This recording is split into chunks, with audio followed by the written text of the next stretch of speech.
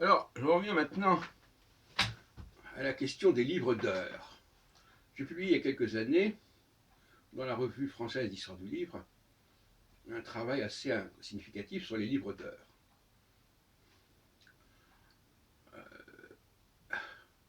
Les livres d'heures jouent un rôle absolument essentiel au niveau de l'histoire du symbolisme, à la fois zodiacal et à la fois tarologique. Rien que ça. Puisque dans les livres d'heures, je pense notamment au Régent du duc de Berry, on a la clé du symbolisme zodiacal.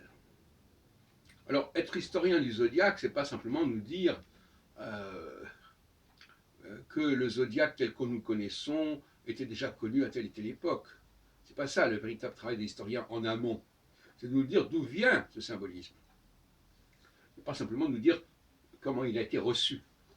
Enfin, la réception d'un savoir est une chose, l'étude de l'origine, de la formation de savoir en est une autre. Et pendant un certain temps, moi j'étais historien dans la première catégorie, c'est-à-dire la réception.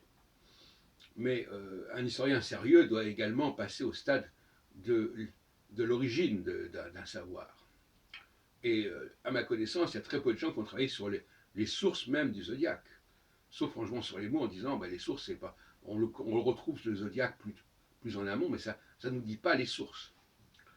En réalité, ces sources sont liées à une iconographie des 12 mois, qui a été d'ailleurs, qu'on retrouve d'ailleurs difficilement dans le zodiaque, mais qu'on retrouve quand même.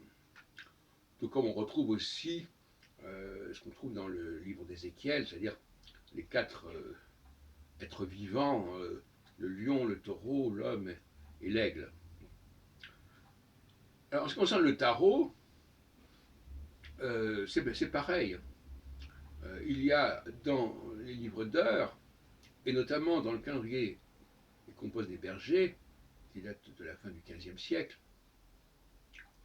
et c'est à cette époque-là d'ailleurs que le tarot est attesté, en Italie notamment, il y a une iconographie de l'enfer, puisque les livres d'heures sont très variés, c'est une sorte d'almanach, en fait, d'almanach au sens moderne du terme, on touche un peu à tout, une sorte d'encyclopédie. Et donc il y a un chapitre sur la mort, sur l'enfer, et là on voit par exemple le personnage de la mort dans les livres d'heures, qu'on retrouve évidemment dans le tarot. On voit le personnage de la roue de fortune, qui est un instrument de torture des damnés, etc. Donc le tarot est aussi un métalangage qui n'a pas de valeur en soi. On avait besoin d'un certain nombre de lames. C'est un peu comme les vitraux dans une église. On a besoin d'un certain nombre de récits, de légendes, pour illustrer, pour remplir ces vitraux. Et puis on pique à gauche et à droite le supplice de celui-ci, la marche de celui-là, etc. Bon. Et par conséquent,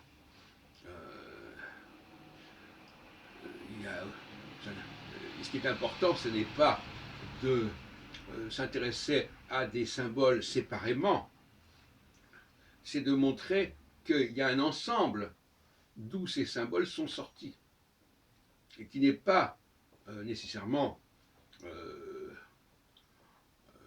identique à ce qu'il a produit.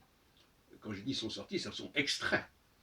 Donc il faut retrouver l'ensemble d'où un certain document est extrait, et non pas dire voilà c'était comme ça depuis toujours, ou bien dire oui ben là ce symbole il vient d'ici, l'autre vient d'ailleurs. Il faut retrouver des documents qui englobent une grande partie de ces symboles en un seul et même volume.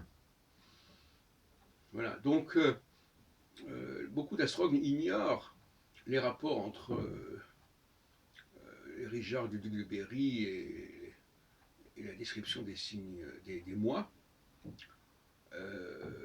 Ils plaquent dans une sorte d'exégèse un petit peu facile.